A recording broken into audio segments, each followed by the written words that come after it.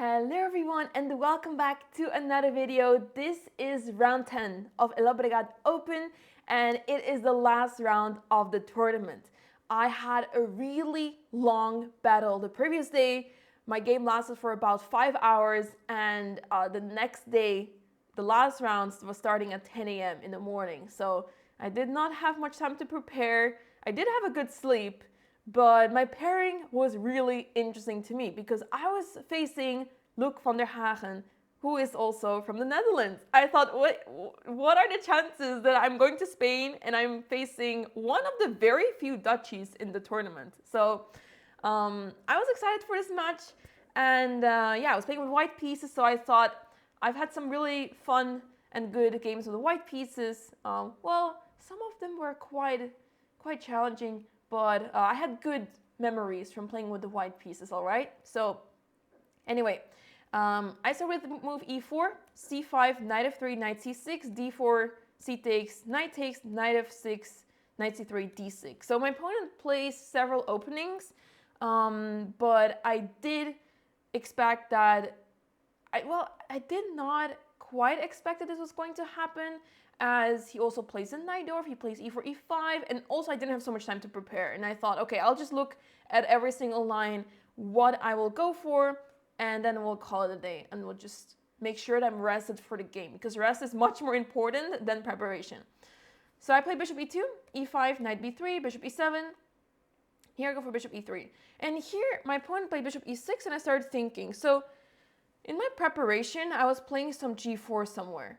But if I play g4 now, then my opponent plays d5. And thinking back of a game a couple of rounds ago, where my opponent pushed d5 in these open Sicilians, in a classical Sicilian, and I did not have a great position, I had to, I had to endure this queenless middle game position that was like not fun to play at all. And I thought this looks very similar to that. And I didn't want to go through that again. And I thought with the inclusion of the move g4, it's maybe even worse because I don't have time to play g5. So here I started overthinking and I thought, what? Like, how is this possible? And then I figured, all right, let's play bishop f3 to stop d5 because I hate this move so much. I want to make sure that it's not in position anymore. But after short castle, I thought, what am I supposed to do now? Because I don't truly understand what I'm supposed to do here. So I'm thinking of knight to d5, which is, I believe, the main move. But then I think of bishop takes, pawn takes, the knight goes somewhere, and then maybe there's some e4 incoming. And I just didn't really know how to approach this. And I thought, let's continue with my g4 plan because I like pushing pawns so much. Well, I did see that a5 is incoming. And after g5, knight e7, I thought my opponent had to play knight e8, which is a bit more accurate to defend the pawn on d6, but probably it doesn't matter at this point. Knight e7, h4 to defend the pawn on g5, and now a4. And basically with the lines that I had prepared, I am down a tempo. Because my bishop is on f3, it was supposed to be on e2, and this way I would be able to stop this a4 pawn push, or at least deal with it better. But now I'm basically down a move compared to what I had prepared, and that makes a big difference. So now my knight has to go to c1, which is very awkward, a3 and b3, and yeah, this is not great. The pawn all the way to a3 is very scary long term. Queen a5, queen d2, knight b4. There's also, like, not right now d5, but there's always these ideas of opening up the bishop to go with the bishop to b4. But obviously, that's not so easy to play, and I can defend with my knight, the other knight easily. But knight b4 is also a really annoying move, actually, because my opponent is basically preparing to play rook c8, rook takes, and some knight takes c2 ideas here. There's something I cannot do well, it's drawing arrows. But knight takes c2 is one of those threats that is incoming. So I play knight to e2, rook a c8, and king f1. So I'm running away with the king. I thought my king has nothing to do there, no business. I'm not planning to play a long castle right into the danger. I'm just going king f1 because there's not much happening on the king side. And my opponent was actually already threatening some stuff, and d5 could be around the corner, and I thought, let's just get out of this. f6, I was a bit surprised by this because I thought that my opponent can simply stack the rooks on the c file and slowly apply more and more and more pressure in the position. Maybe sacrifice material, or maybe somehow involve this knight into the game as well. But yeah, when my opponent played f6, I was kind of happy. I thought, okay, king g2, I'm just going to defend my bishop on f3, f takes g5, h6 g5. This specifically made me really happy because I thought, oh, my rook just got access towards that h-pawn for free. My pawn on g5 is amazing. And yeah, maybe I have an idea now to stack the rooks on the h-file and start attacking. So I thought, well, thanks so much. Perhaps my opponent is looking to sacrifice on f3, but it doesn't work quite just yet. My opponent plays g6, rook h4, and this is actually where things get really interesting, and it's kind of funny what's happening here. So I played a move, rook h4, with the intention that I want to trade those bishops off the board. I want to play bishop g4.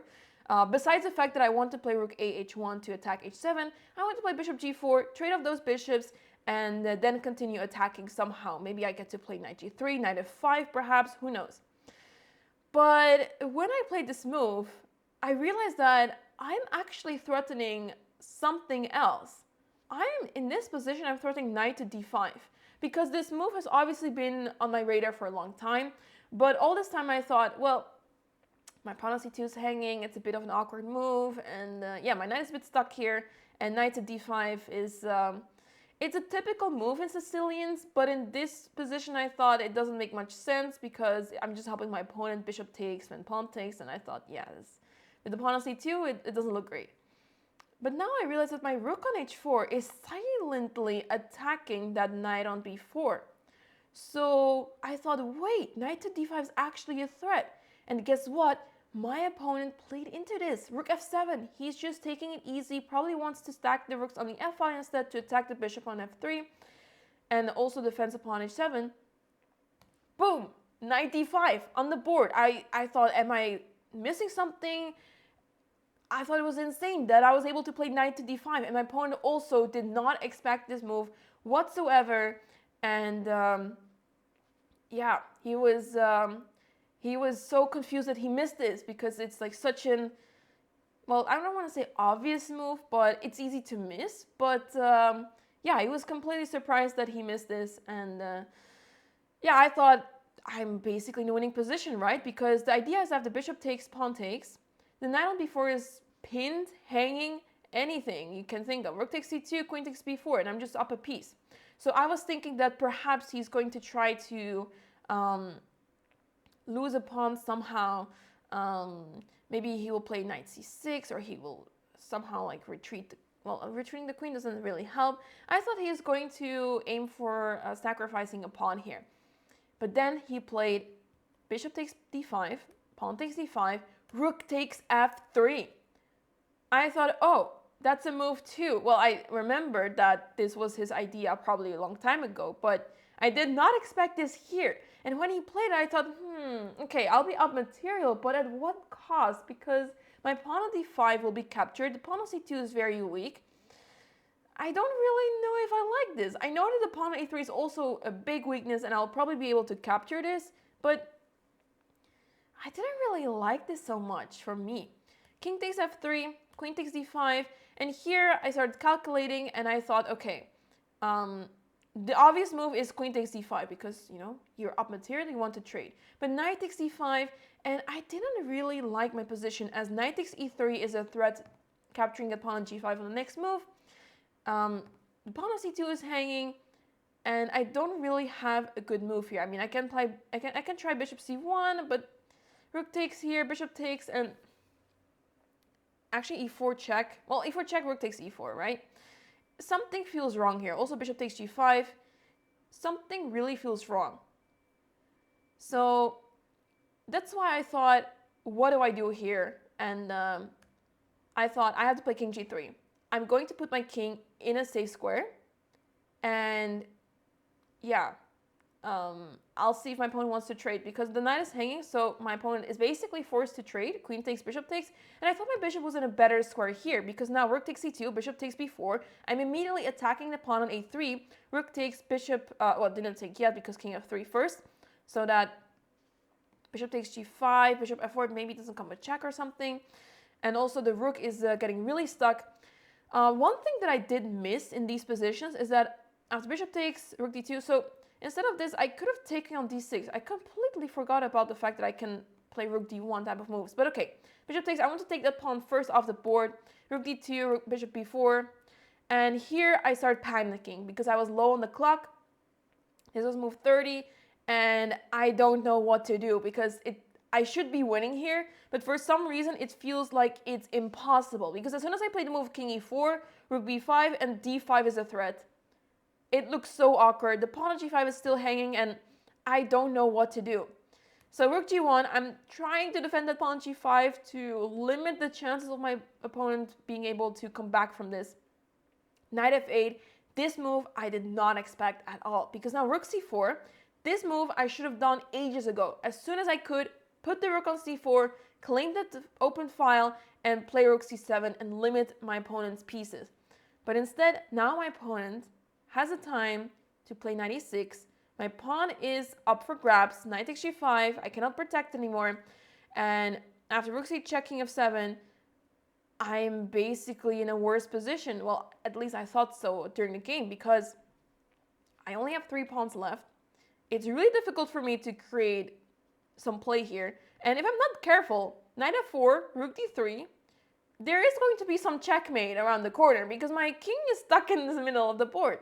So I play f3 to try to run to f2 instead. Knight f4, rook h1, attacking the pawn h7, h5, a5, rook b5. I don't know what to do anymore. Bishop d2, I lose a pawn on b3 as well. Rook b2, rook d1, I have to play this, otherwise how am I going to save my piece on d2? h4, rook b8, and d5, and a6 is the final blunder in this position. So turns out I had to play king f1 here, which I did consider during the game, but I thought there's no way this is good because now h3 and I have to waste another move to try to stop that pawn, and I thought it's just really bad. But I think what I overlooked is that I can just take, and play rook h8 here.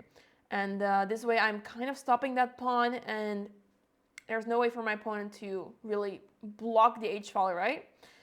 So yeah, for some reason, I did not play this. I thought there was something going on here, and I thought I have to play the move a6, because this was my idea originally too.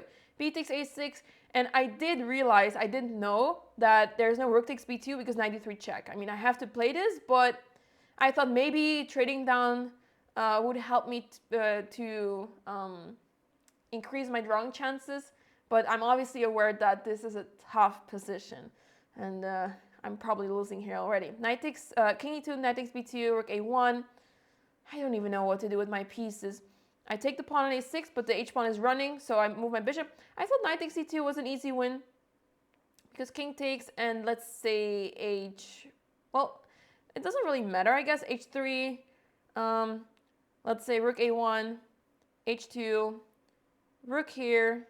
Actually, you also have, I guess this was the idea at least that I thought of. Bishop g5, bishop f4, and I thought this was an easy win, but perhaps you don't need to go through this. But yeah, I was thinking during the game this is the win, but h3 was played instead. Bishop c3, h2. I mean, obviously that pawn is just running. d4, king d3. I was very upset to see that king takes d4 is just lost because c2. And next my opponent is just going to play bishop g5, or try to put a bishop on g1, and that's just completely losing for me. So d takes c3, I have to play rook h1, knight a3, I take the pawn on c3. I thought, okay, maybe there's a chance I take the pawn on h2 and somehow I can consolidate, but here, turns out that I'm just losing the pawn on f3, as after rook takes, knight takes, rook f2, e4, king d5, bishop h4, rook e2.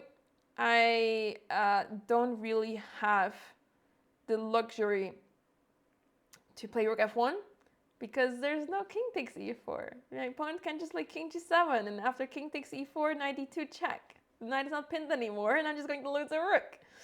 So instead, I have to make another move, and then my opponent can actually just push the pawn, or if he wants to, he can play knight g5 to defend the pawn. So that's why I played rook e2, knight g5, rook h2.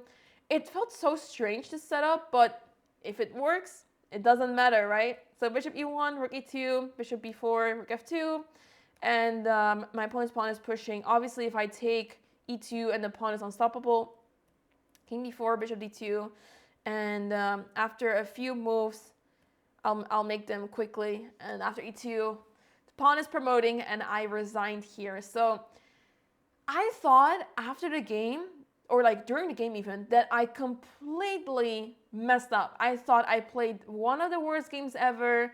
I was completely winning. How could I spoil such a winning position? And then I look at the evaluation, I look at the computer's evaluation and the moves that I was supposed to find and everything, and I thought, it wasn't really that winning apparently. I was really surprised by this, but it made me feel at least a little bit better because I really thought that I completely threw this game, and what a way to finish this tournament. But no, my opponent played insanely well, very resourceful, and yeah, very impressive play by him. He made it really difficult for me, and I feel like he really does deserve the win because, yeah, I couldn't really get much out of the advantage that I had, and the resulting endgame was very complicated. So I definitely need more time for that. But obviously the time was spent elsewhere in the game, which I shouldn't have. But yeah, overall, this meant that this was the end of the tournament, and I still finished on a plus. I gained, I believe, 7 rating points, which is not a lot, but looking at the tournament in hindsight, I think it's still a very good result because I played against 8 higher rated players out of 10, and yeah, it was a challenging game every single game. Every single game I had to fight for hours in long games. I didn't have a single short game. The only short game I had was when I got destroyed really badly. And that short game was, well, I think it lasted still like at least 3.5 hours or something. So, which was a lot of suffering. So it wasn't just like, oh, I just lost like this. It was quite a lot of suffering there too. So anyway, great experience, great tournament. Unfortunately, not able to do much better than this, but I learned so much from this tournament. So many new things that I learned, especially openings wise. I know what to look at now, and there's so much to improve on. But yeah, super exciting. Super excited to have played in this tournament, and I hope to be back next year because this tournament is a very strong one. Because I was basically one of the lower seeds of the tournament, as it was capped.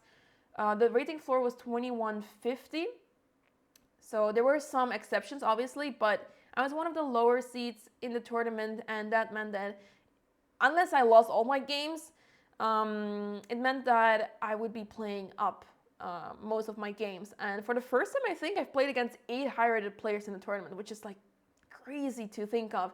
So yeah, super happy with my result and performance. I wish I did better, obviously, but it wasn't meant to be, and I'm still really happy about how everything went, and I want to do better next time. So next time, I actually already planned my next tournament. The next tournament is going to be Rilton Cup, which is for 2200 plus, so it's even stronger than this tournament. So I'm super excited for that.